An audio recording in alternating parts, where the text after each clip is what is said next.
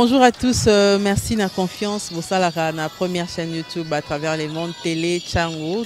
Vous en êtes mingi, vous avez Nabino, entretien et Alelo, tu as mis pour Nabino. Partin n'a pas perdu les élections, il a gagné les élections.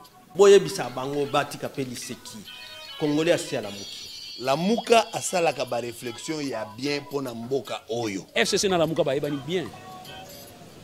Manque à confiance ils a déjà. Il n'y a aucune coalition entre FCC et Nalamuka. Le fait que nous gardions jalousement les preuves que nous avons, c'est parce que nous avons un grand respect pour nos frères.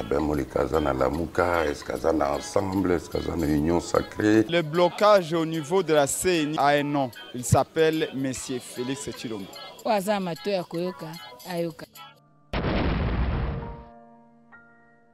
Bonjour à tous, merci de la confiance pour ça dans la meilleure des chaînes, la chaîne de l'excellence télé Tchango. Tozali na Kinshasa, na émission la bino entretien lelo, toyambi maître Loulou Douli, wazali analyste indépendant, na yepenza, toko Magnola, masolo bobi ki actualité, ezali toujours dominé na maye, masolo et salamaki na Luanda, sika oyo président de la République, ya RDC, ya Rwanda. Angola bakutanaki pour kosolola na tina ya est ya mboka na biso ba conclusion et pesamaki toko analyser penza na invité na biso ba conclusion wana soki penza solo ekomema akimia na partie est ya mboka na biso toko le l'insécurité makambo yote ko le kamamba M23 et les cas qui Namboka na biso, quelle solution pour na makambo il y a M23 pe toko lobela likambo ya linu il y a Kondo, Patrice Emery Lumumba, où il y a qui polémique ezali autour. Il y a Lino, wana soki penza solo, ezali il y a Kondo Lumumba toté et puis Tina na événement au Basalaki à travers la République. Ndé en tout cas l'essentiel ya masolo toko sola na mwana mboka Loulou Douli toko sang sate makambo mwanda ba komi wapi tilelo bazui gouverneur ya sika na Congo central. Est-ce que déjà ba solo li makambo yango ndé moboko ya masolo toko solola. Maître Loulou Douli mbote maman mbote pe na ba landinyon so ya Tchango TV. Voilà, Toyambio Lisusu, dernière émission, en tout cas, ma réaction est belé penza, bandeko mingi ba souhaita ki ba solana yo ba entrer en contact directement na yo moko. Je crois que nasuka soko kondima ko pesa contact na yo egoza penza malamu mingi. Alors, Motuna ezali tripartite à Luanda de Salami. En gros, avant tout bando décortiquer moko sima moninga, comment yo au juge qui ma solo ana. Bon, tripartite Salami na Rwanda qui demande à l'Union africaine, la communauté internationale, et c'est que ba président ba kutana na niveau à Rwanda, ba mega ko échanger, wana na cadre de la diplomatie, yango ba kutana ikuna. Maintenant ko lobaso eza mabeto malamu, madame ngana tindaka toujours ba toazo bunda ba yokana nana. Ko bundeza la neti dernier ressort, de manière à ce que ceux qui bomoni ki boyokanité na suka, ndebo bundi na bino eza problème grave té. Mais ceux qui ont la possibilité de trouver une solution dans un premier temps, beaucoup de solutions. Il y a un de diplomatie. Diplomatie est un art de jeu où il y a peut-être hypocrisie, certes, mais ils ont résolu les problèmes dans le cadre de réduire la tension, il y a réduire l'angle pour donc voilà, il y a diplomatie. Selon vous, est-ce une réussite diplomatique pour la RDC, topé pour certains, un échec pour la RDC? Parler chèque, ça oui, moi, on a présenté l'examen d'État, les Arabiens, les photos de la résultat. Après, tu as dit que moi, on a ajouté. Mais si on a une épreuve, tu peux avoir une chance, peut-être qu'on a le bosso. Échec pour la RDC, je ne crois pas. Madame, il faut que vous compreniez que la crise union, c'est dans le monde, ils ont toujours une attention, tout bien intérêt, il y a relation internationale. Intérêt à relation internationale, d'abord, c'est un rapport de force, ça l'a rendu pesé. Et puis, ce n'est pas seulement Moutou a raison, il azaka innocent. Et tout le monde a raison, il a victime. Quand il y a Rwanda. Quand il y a Rwanda et puis quand il y a Palestine. C'est comme si Palestine a raison, mais or, Palestine a raison, pourquoi? Parce que tout le monde a principe, il y a intangibilité à la frontière, c'est-à-dire tout peuple doit avoir un État, nous parlons d'État, bien que Palestine ait autorité, mais il y a d'abord na ba institution comme autorité ils appellent na territoire yo ils allaient connu d'avance et puis tu as appelé la population. Alors dans le cadre de la population nous avons un problème qui est sérieux dans niveau ya Grand Lac na biso. Dans le cadre de la population, tu as un problème. Maintenant c'est la population qui réclame. Il faut que la population va passer message. Mais tant que la population ils ont passé message na yé autobenga na opinion. Il y a un des ça la ramena ba décider bazwa décision na kati ya mboka. Maintenant ka ya Rwanda na o Italie otozo sala lelo. Tant biso population à RDC to banayi ko luba po na Rwanda to zali ko la qualité mo ko lobaki Rwanda bazali ko agresser biso pito ko sala mabe na Rwanda. Rwanda zali ko récupérer loko wana o biso tozo lobaka nyonso ko bimisa rango libanda ya communauté internationale comme étant comme risque pour na bango ki biso to zali ko agresser bango. Awa biso to komi ba coupable to cesser ko za ba victime Rwanda komi victime yango moni rapport de forces a basculé vers Rwanda c'est comme si Rwanda a raison.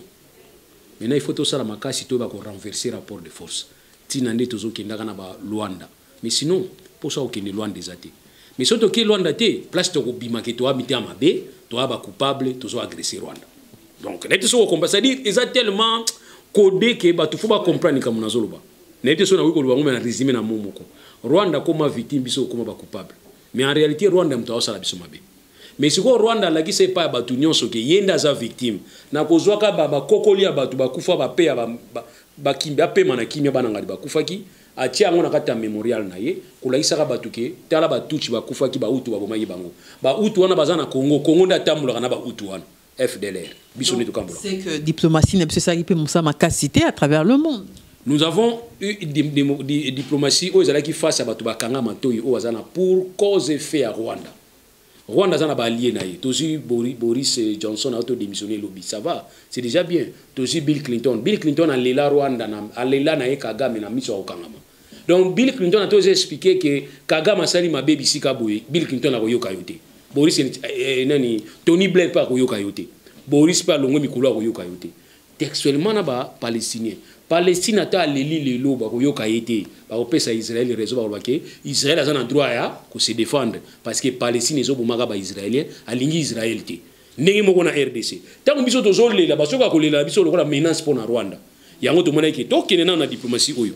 Comme ça tout là ça monde entier que oyo Rwanda la kisabino na mikokoli la kisabino wana eza lukuta po azwa compassion na bino po acha biso na faute mais yenda longwe kuna koya yango moni na Rwanda plutôt RFC Paul Kagame pour la première fois awanganaka mais ami fundi ye moko ke ngana sana puissance à ko calmer ba M23 na signé cessez-le-feu yo yebi makamizoli kana Congo te yebi makambo ba congolais mais au signaler parti ba congolais moko cesser le fait pour qui mikotana RDC ça c'est si quand on a controverse ces alliés parce que Nathalie tweet ya ministre affaires étrangères rwandais a lobby que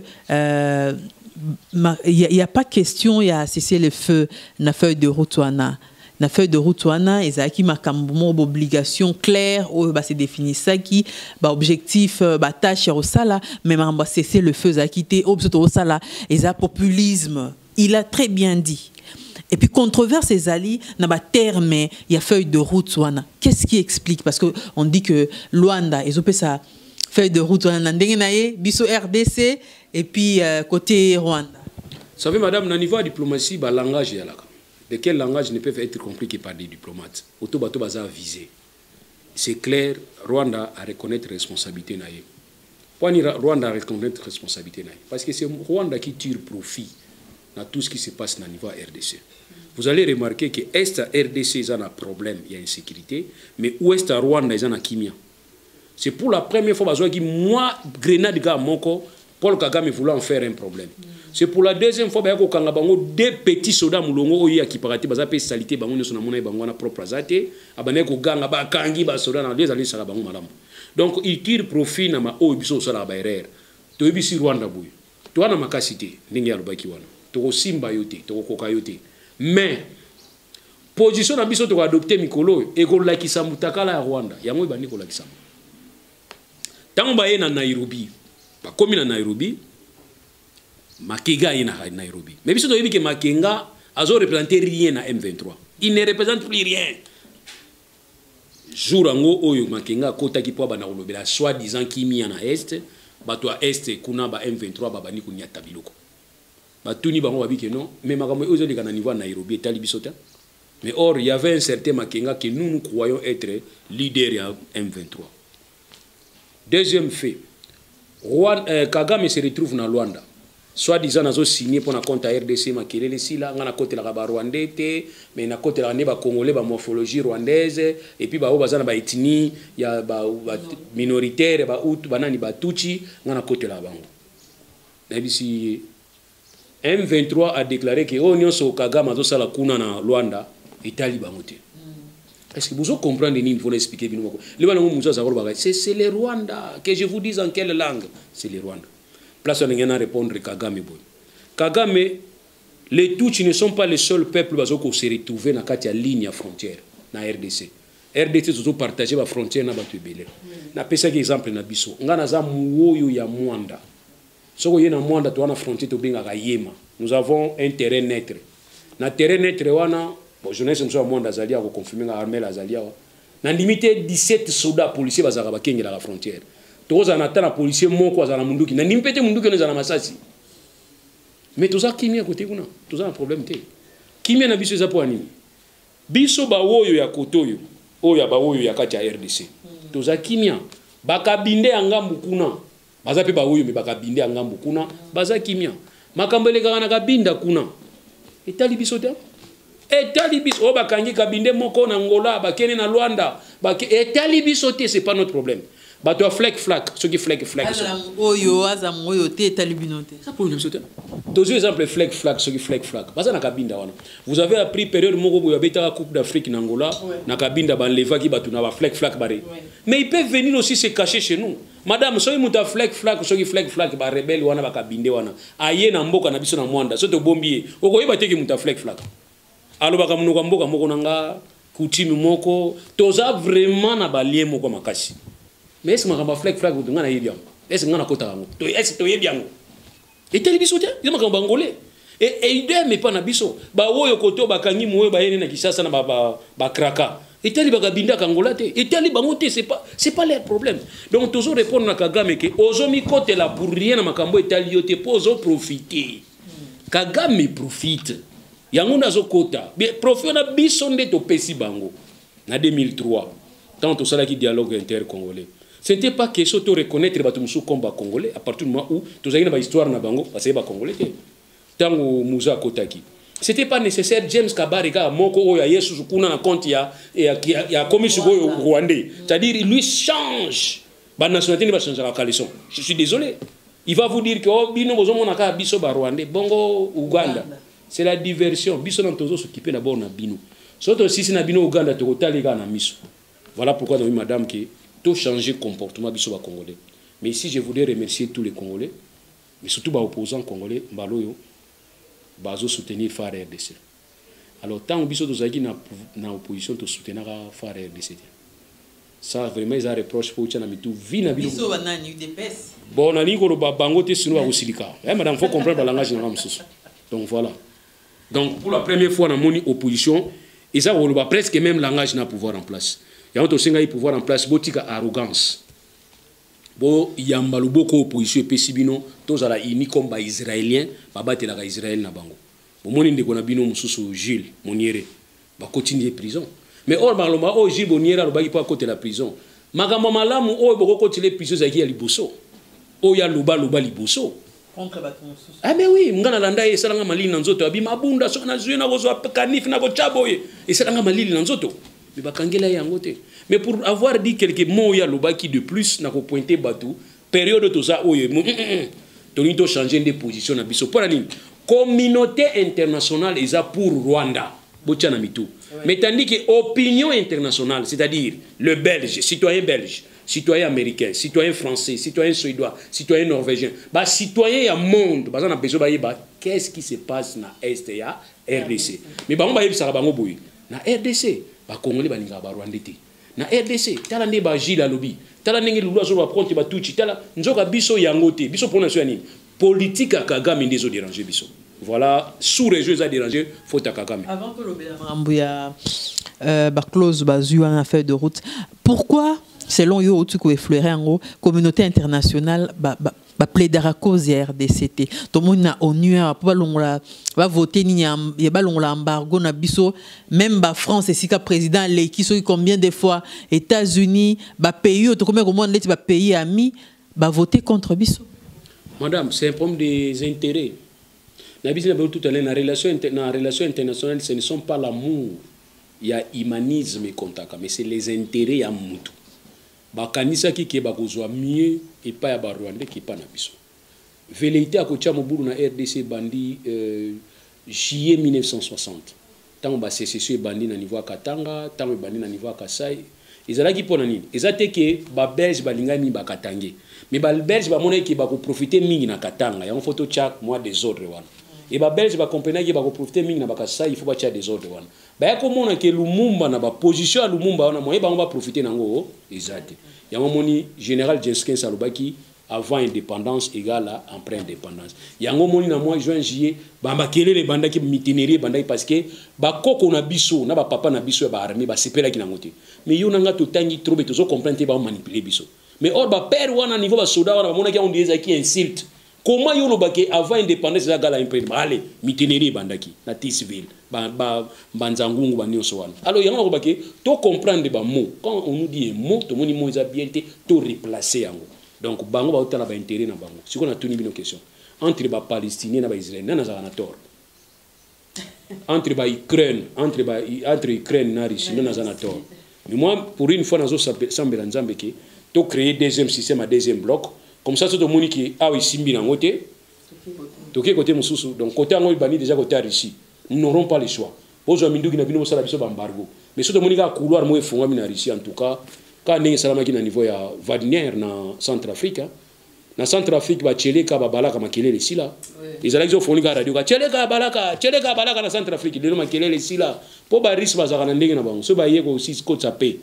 Bazani ti Monisco Monisco bateki diamant bateki ba richesse na biso et balingi mingi basi na biso ba Monisco balingi mingi basi na biso mona kana ba champ na ba boîte de nuit 1 donc bazana kati bazo bina kuna guerre ezali bino bosani et puis na ba histoire ba troupe pe bozwa boy ba troupe bozwa ba zape ba guerrier Népal ba Népalais ba ta ba bino mo la kanga mutu boy jour ni bo ba bunda guerre ba gagner en tout cas histoire va trouver au de la biso ça aussi ça pose problème mais micro on t'a la vie puta eh ben écoutez ceux qui ont couverture les fonds côté Poutine atine soit à moi Satan mouké comme ça tout si guerre naïste Nathan quelque part n'a habité sur les avrais soutien il y a Russie na RDC il semblerait que après à soutenir biso c'est à bras ouverts toujours c'est la Russie parce que le monde peut asenga ka ba na période ya Union soviétique wana asenga ka aide tant mona ki savez makamzo les galons na RDC c'est ndenge les gars pendenga kala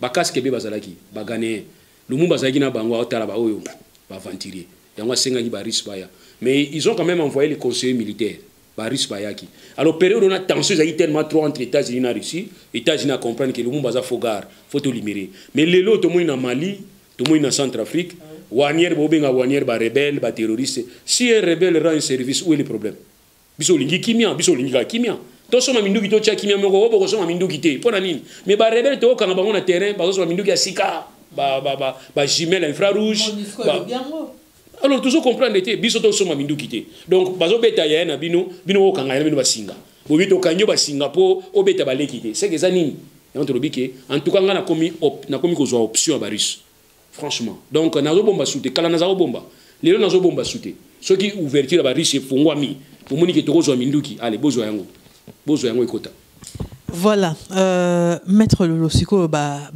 close ya feuille de route cesser le feu retrait ba troupe M23 na ma position ancienne position na bango pas d'exploitation illicite des ressources à RDC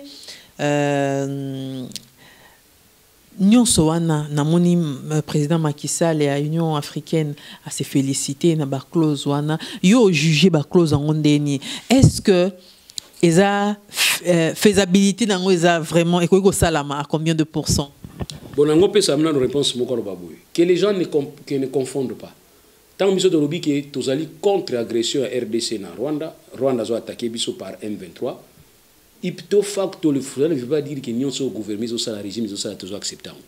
Non. Il y a ce qu'on appelle les fondamentaux. Donc ici la raison fondamentale est l'intégrité territoriale de la RDC. C'est comme si RDC est en Rwanda. Tant que tu qui coupe en Rwanda. Maman bino se pele kitengana se pele makasi pour na sali revanche ba to kufa na est. Mais cela ne veut pas dire que tu as la politique mon régime est en place non. Auto to komi ba fanatique parce que na bi ba commenter na ba fanatique non.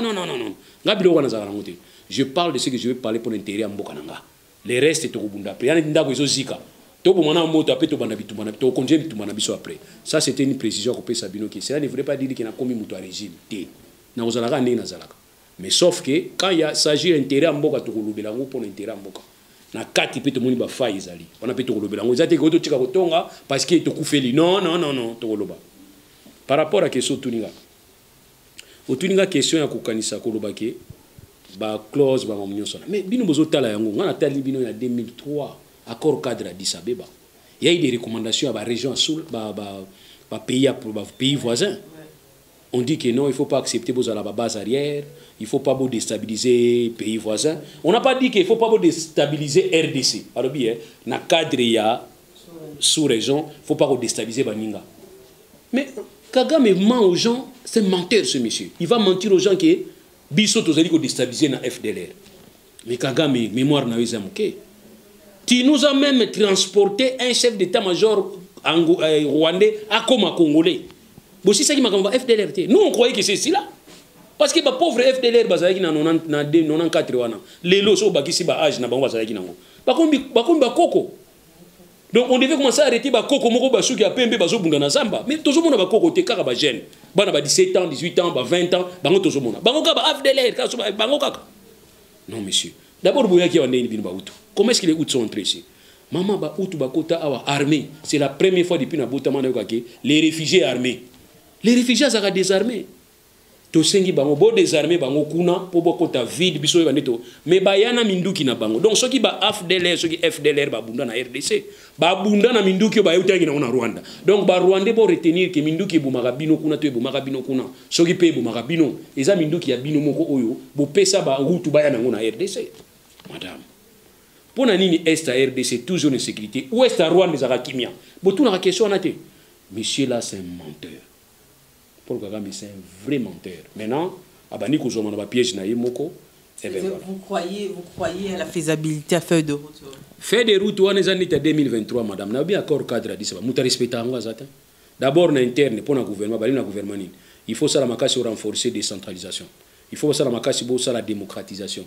Pour ça la makasi réconciliation nationale. Bon, réconciliation nationale. Ils attendent, réconciliation nationale. Vembosa boudé, aningité.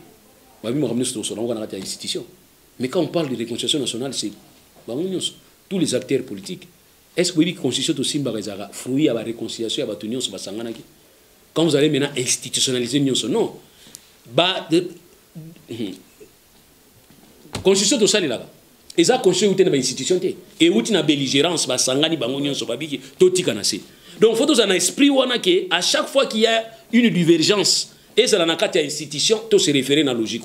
Et ça entre institutions, les partenaires, les bandes, les politiciens, les bandes, les opérateurs politiques, tout se référer à la logique. Il y a la constitution, beaucoup, ils allaient fruit à concertation. Il y a un moment un accord cadre à 10 à bébé, c'est une réconciliation. On a une question. Est-ce que la réconciliation est bien? Est-ce qu'ils allaient? Exactement.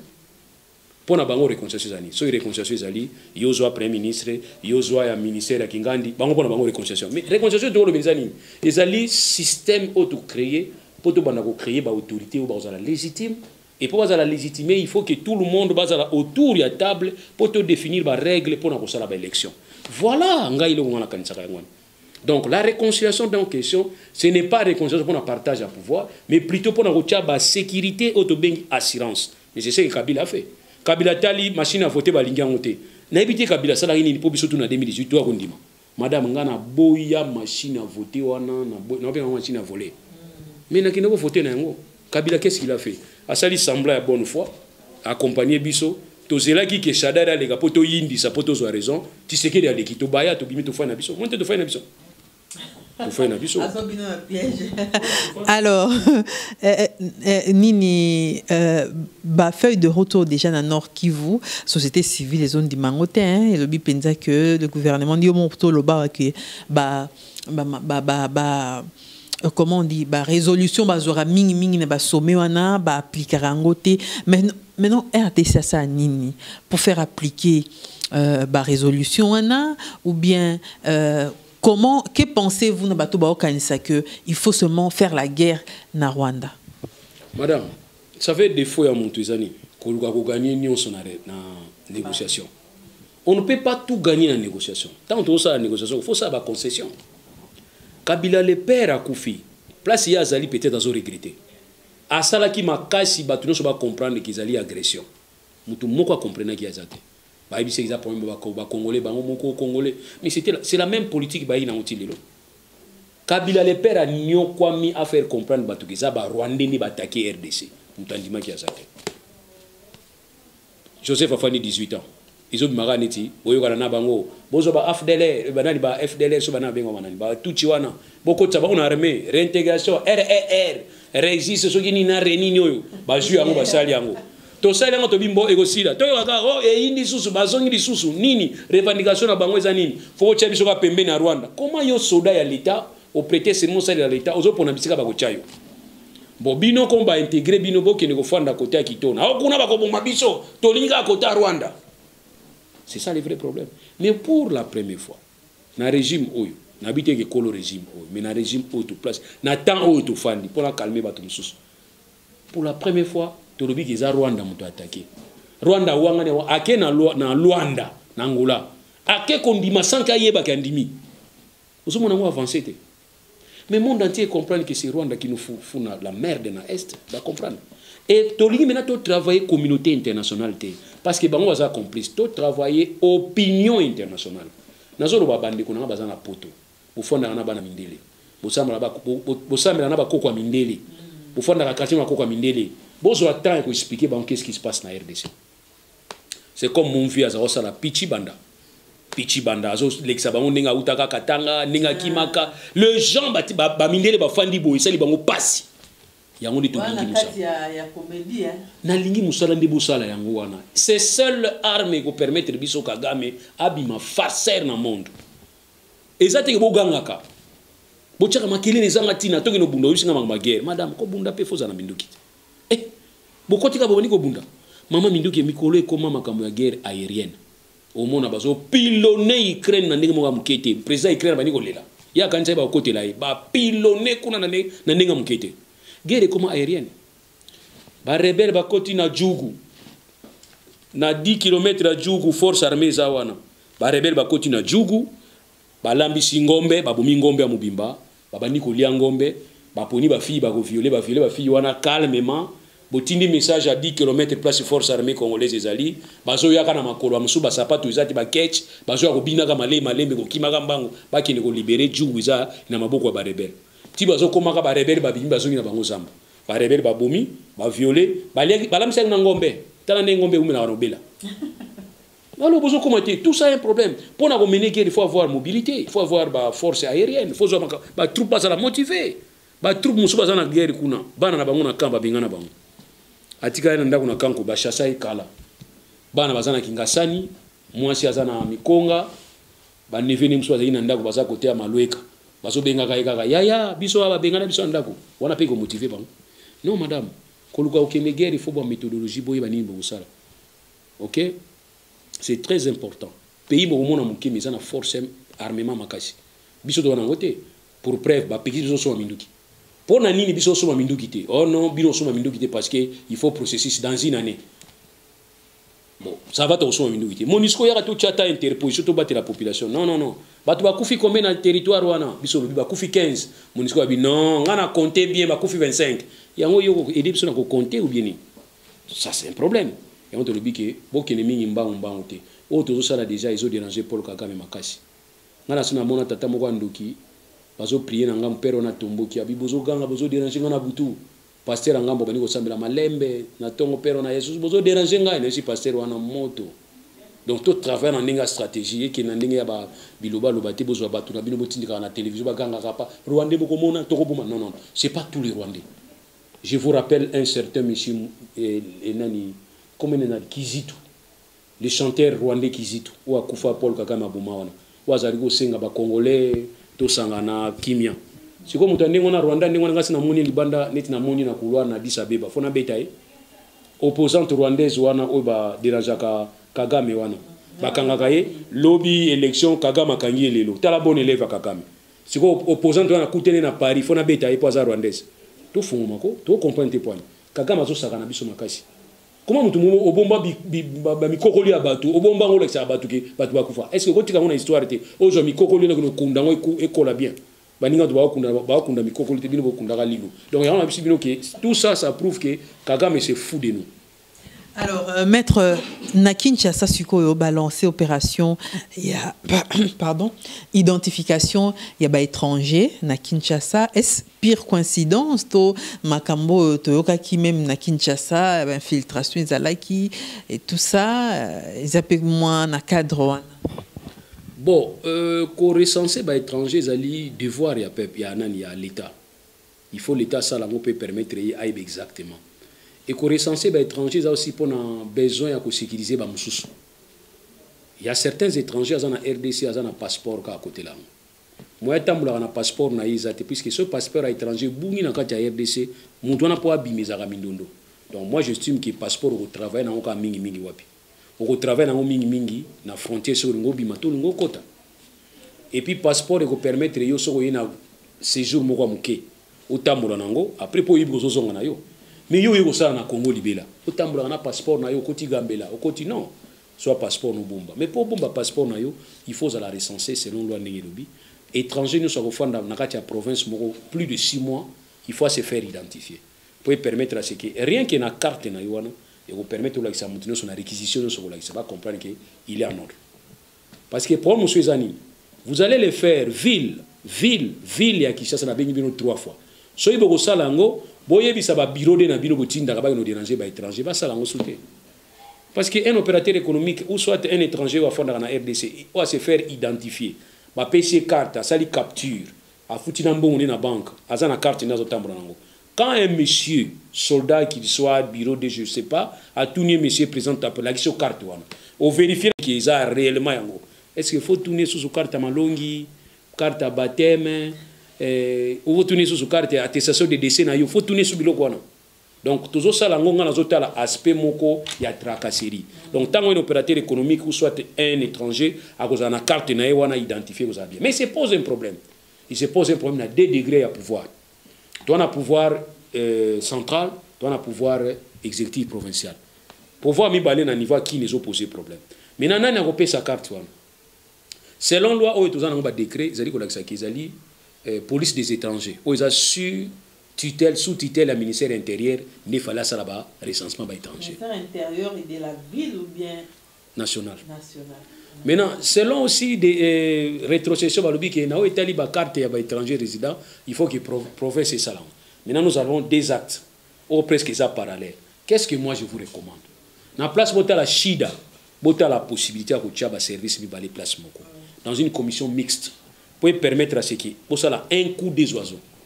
ville à sali recensement na pour sa carte na ya résidence et province peut pouvoir central peut à sali peut recensement dans le cadre de la police des étrangers pour y ba liste madame nyo sur la pour mambo la nyo sur la là alors comme côté va 250 to sengi pas opérateur économique étranger ba ça ta $100 likolota 150 et comme ta $350 comme ça batu ya ville bazu ata mwandambu batu pe ya intérieur bazu atanda pour bazo luka mbongo mama bazo luka mbongo bazo luka mbongo ezap ningi zo kanchate ke recensement là ba luka mbongo parce que problème est bloqué bandakala biso to senga ka bango comme est bloqué bandakala to senga ka bango ke bo fanda bisika mo bo harmoniser vie ezo sala soni parce que tozo recenser ba étranger to kokati bon ba congolais to recenser ba ndengeni bo luka ndembongo so bozo luka mbongo ba luka mbongo boité ba luka mbongo na soin bosali commission moko mise bofani bisika moko boyokani masa bino bozwa ndambu biso betozwa ndambu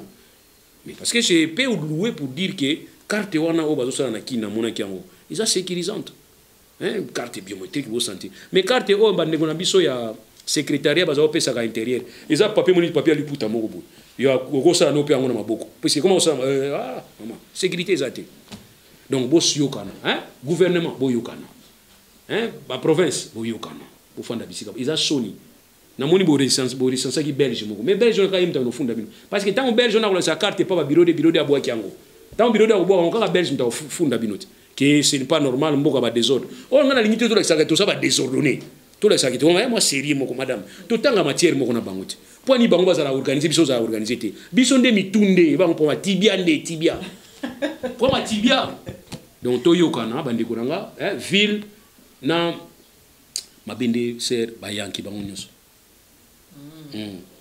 ils avaient la province ils avaient le pouvoir central bayanki parce que ça va concession bayanki balingo yoko baningati bayanki mandinga mo ndimate or ça impacte négativement dans le climat des affaires. J'ai même vu la lettre à FEC, en tout cas félicitations, à rappeler bango ba règle belé. Mais bango il est bango de koyokana.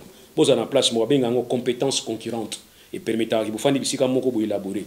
Pour na bango ezali ba argime zati, ba ka mbongo. De baza ba so luka mbongo. Ilo ko msuba luka zati. Bozo luka mbongo. Bambongo so betoko de élection. Ba luka mbongo ba tipo yo. Maître Lolo Doli, analyste politique indépendant.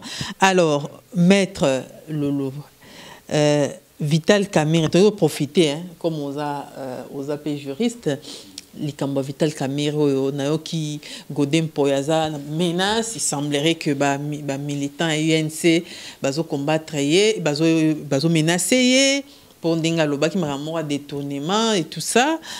Mais Likamba Vital Kamerhe abimi na libération provisoire et puis après acquitté. Comment expliquer ça, maître, juridiquement? D'abord, on a dit que botika ko menacer vient pour rien. Vient pour il faut répondre yeka na ndenge ya lobaki na munoko bino pour répondre na munoko. Mais vient pour na lingi te boz pour utiliser ba espace na bino ba église pour passer ba message politique. Aux président et assemblée provinciale à Kinshasa. Si vous trouvez que vous avez besoin d'un message politique, utilisez pour quitter na yoana, perchoir na yoana, ou bien carrément bien les journalistes, ou bien attendre que vous ayez PC ba question, tout na ba question, comme ça répondre à la question, les journalistes et réponses les anga. Mais je ne peux pas comprendre pasteur de son état qui va se mettre debout. On a vu ça batuma kamuya. Il y a corruption dans l'église. Est-ce que azarote ya bangote passage ya Ananias na Safira, au balia kimbongo ya communauté. Peut-être. Après ce exemple en boka. Parce que vous avez votre makamouya, si wanate. Comment quand ça si au yébi qu'ils ont posé polémique, yo pasteur. Bah tout monsieur y initié bassemble dans l'église na. Yo monter ba bimana bango. Et on te dit pasteur utiliser pasteur tanga bible. So vous avez bango Ananias na Safira balia kimbongo ba po bantoma, wana na ko comprendre qu'il faut ce exemple en boka. Mais si vous avez na thème nous mususu. Bango mabena bango zani. Ba journaliste musu na mona ngo. So azu micro et comme place à boire ba. Moi qui n'est pas batu. So azu te ya bani ko boire ba. Ce n'est pas bien. Même Paul a zagolo barango. Paul a dit que oh yongam na olo banga Paul. Aime so abiki poussé par le Saint-Esprit. Ça dit bolu ko différence à biso ezana na zoloba. Politicien mutazoloba ou bien pasteur mutazoloba. Ou bien pas to yini se ko tombora pa mpama na linga ngote. Bino za tombora ka, to tombora ta. So likambo ya libolu bana munoko. Boyi bisa ibuyi. Papa pasteur oza intellectuel, oza professeur. Il faut yeba que justice a mboka ba pesa ngo confiance. Et surtout que yo zali mukonja animateur ya une institution mboka. Il y a certaines choses où il y a comprendre. Alors, c'est ce qui utiliser la place na bino bolo barango. Supposons qu'ils aient une économie de kitaki. On gote à nini justice amboka. Ce sont des règles à établir. Balobi que toute personne demeure innocente jusqu'à ce que culpabilité n'a été établie. Dès lors qu'ils sont établis par un tribunal, et ceux qui wanate, mutuana a droit à ça l'appel. Soit ça appel à qui n'a appel, soit comme il appel, bah go examiner. Soit Monique Simbité à qui n'a pouvoir en cassation. Tant à qui n'a pouvoir en cassation, baza ko casser décision wana ou bien bah moni décision, bah ko renvoyer en la juridiction wana pour et ça la composer na ndenge mususu pour permettre bah le droit. L'important c'est d'avoir le droit. Nous avons placé des règles. Et dans le cas de la justice aussi il y a des erreurs, madame. Bah erreur judiciaire pesali. Au moins on musu ba condamné par erreur. Même les États-Unis tout le monde ango.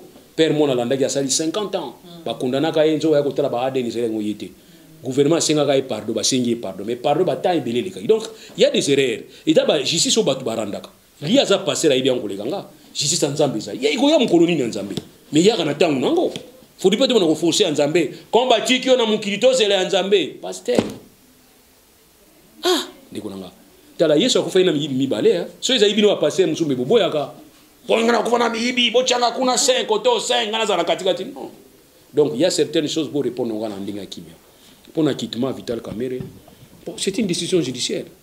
Et sa décision judiciaire, nga souci nangizaka ke na nyonso oyo Vital na prison, Vital a libéré mbongo ebungi. Wapi mbongo? C'est ça la question. Nga plus de kana ça na problème yango. Mais balobi na totangi na ba journaux babi famille Jamal basombi même ligne. Mais famille Jamal ebandi ko mbongo na Congo banda mkoloni madame. Hein? Ezala ndinga mais biso dona problème to na coïncider quand ndina sorti à Jamal. Commission moko ya 10 millions ya mwanda na bito so yibiti solona. Nalati kitoko na ole ka petit nanga pire ah Viola dit bien nyoso ka 10 millions na biso ta 10 millions pena le limité ozala ka boité c'est pas bien famille za na mbongo nango même ligne za batu bazaki nango mutako sombango hein bon tu savez famille Jamal pena za la pem sous commissionnaire na matete pe hôtel métropole hôtel métropole la famille Jamal so ba so ba so bazana mbongo na bango maman hein moi 57 millions na bino balingo oyo bungaki wana bochi pa na bango abaye pe boso bolingi na zonsa nga bazana mbongo na bango mais ce qui est important ngai ndi mbongo de zonga so mbongo izongi te sanga passe mais na yoka kaye koloba si vous voulez vos biens je partout là-bas je azaro bango mais à quoi a servi ce procès sans jour ezaki patu bala kisabatu ke état de droit bandit toi ça que état de droit bandit impressionnisme voilà ça va état de droit état de droit ça ba règle par principe, par procédure, par état de droit. Donc l'objectif, ce n'est pas seulement d'arrêter les gens qui sont en prison, vraiment soucier Zali qui moutaïba qui bozouye, bon bozouye. Oh, naïba qui 1 million bon. Rapi bon, on a zaka na 900 000. Personne na 900 ils ont on peut te voir besoin bon. 100 000 on a ce que tu vas na hôtel la nete Rolande la yo, c'est comme ça. État de droit, bakangiye à côté prison après abimi. Place monte na gimbon ils ont dit. Après bon voilà, et on dit que tout côté ba vie privée na bangote. Jamal azana lar na ye aso asombi yango asombi tuko mako somba ngo avant somba ngo après somba ngo pendant mais ce qui est important biso ne to raté tanga za oyebisa biso ke na posa na yebisa bino bisika biloko na bino ezali biloko na bino ezana Tanzanie ela Dar es Salaam biloko na bino ezana Matadi toki ndi kotala biloko na biso tozo biloko na biso ya o banda kuna bino za kuna boki ndi kotala yango bozo banda kuna bino mais to lingaki to kanga poto la kisabatu ke to bani ko kanga mais ko kanga mutu fo kanga mutu awa yuzo kanga mutu awa so ka seli bo sani ya kimi na ndeba za ba kimi c'est fini tentala c'est fini bobo sana mo et puis 32 000 ebunga 32 000 ebunga période abosala ka procès 32 millions mo ebunga 32 millions mo ebunga ki période ya régime akala babi ko yaki na mai utaki Brazzaville au procès bosala ya mo colonie donc mboko na biso ya ka ndingona. Voilà, maître Lolo. Avant tout, maman Ndawana, c'est beaucoup mieux. Et puis, tout banan quand même maramba relique à Lumumba, controverse sur l'inouana yeto yete. Et puis, bah cérémonie et salamaki. Comment on juge? Il fallait faire autant ou bien il fallait une cérémonie symbolique? Bon, il y a un peu de l'inouana Lumumba. Parce que là, il y a renforcé sur le l'inouana Lumumba. Ce monsieur-là, on a bien un délinquant. C'est délinquant ou azoa qui linouana ou albaï qui n'a bomba à l'inu Lumumba zo seka. Il est revenu pour dire qu'il y a qui nous boit on a maï. Bon, Belgique faut yebsa biso linu bazo yeseli biso ba nous on a maï. Papa na place à boire qui en haut ou bien ni. Et en plus dans tout ça il faut contre-expertise ça. Ce qui est important y a contre-expertise ça. Sinon on va aller ramasser une dent na katia dentité moko to koti to logoti linu moko to pesi ali bozwa. Et puis là aux opesanga kanda cérémonie. Ces gens-là aiment faire du théâtre. Théâtre. Donc, vraiment, c'est la première fois dans le monde où on va conduire. Pour maman, tant que la maternité, donc, ils préfèrent qu'ils simplifier. L'île, nous avons besoin de parce qu'on nous a dit, ça aussi, c'est un problème à l'histoire. L'histoire est athée. C'est exactement à quoi il est. Mais les délinquants nous disaient que to tchaki bango le boko bimi après to bimi si bango to boki bango na acide bo acide ngo melaki yango te to boki acide bisika wana donc bible lobi mutasala meki na poussière osani a ozonga na poussière donc c'est que place wana ni mabele wana bisika ne photo kanga siko toujours ata 3 cercueils et toujours ata 3 tombeaux toché ils en ont une référence ba kufaki awa on suppose que acide ba boka bango ba sopa bango yango to tungi 3 symboliquement ça aurait été mieux. Ça aurait été mieux, Nabisika Basara. Oh non, non. et puis bah ils ont dépensé bon belé bon et bimé belé pour congolais là on a mon congolais zani pour ça li wese moko ya valeur à $100 pour ça l'inauguration nango ou bien si va continuer son mboka bah on ça la dépense à $3000 pour na ko inaugurer wese à $100 et on est OK njili wese ngani ngwa $500 au fouti transport ya 2500 francs. Habité. Au Sénégal, on a 500 francs, au foot, il dépense à 2500 francs. Habité. Congo, il y a un habité. Bah, il y a un salaka. Mais les pour ma chida, chida, futa chida. 200 punda, punda, des sailles. Il faut rubrique, moi, la ligne, zoya, bantu, il y a mawa. Babi, ma ligne, bazo, lela. Bon, oui, bimina kati, bazo, seka. Donc, tu évites, moi, mais combien pour la kundalino. Voilà. Alors, Tosugi, c'est un Mwanda.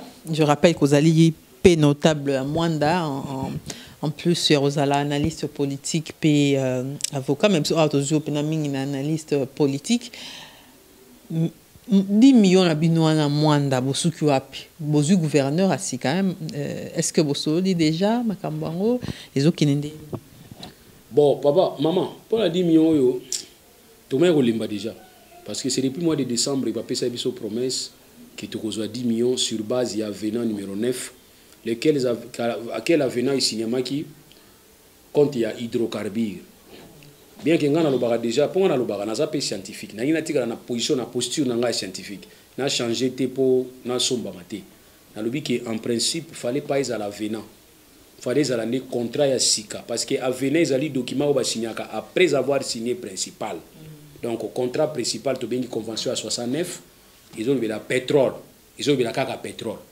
Premier avenant, deuxième, tu as 8e avenant. 8e avenant, tu as signé en 2018, à la veille de l'élection. Bisso société civile au Bagiboui. Comme tu as côté dans l'élection, tu as l'élection, tu as la présidente à Sigazoya, tu as le gouvernement à Sigazoya, comme ça, tu as la calcul à 8e avenant pour permettre Bisso de la idée. Madame a signé avenant numéro 8, la précipitation, ba pesi mbongo, ba relancer contrat wana tina 2043. Donc, bango va exploiter en 2043. Avina va signer qui y a un. Et quand il y a 1 500 000. Vous gagnez, mais. Alors, il va signer sur quoi 9e avenant. En fait, 9e avenant, ils allaient produire moussous. Ils allaient gaz. Mais auto signé qui en 1969, ils allaient qui pétrole caca. Mais tant que signé sur 9e avenant, on va bien un avenant. Mais on a bien un avenant. Il faut qu'ils aient un contrat sur le gaz. Or, boibi gaz n'est Poutine comme une fière Mikolo. Boibi gaz ndenge nini Angola izimkoro ezotonga mala pona gaz. Boibi gaz ndenge nini ndenge ba allemand ba yeko signer ba congolais ngambu na ba angolais, ba allemand ba yeko signer pona gaz.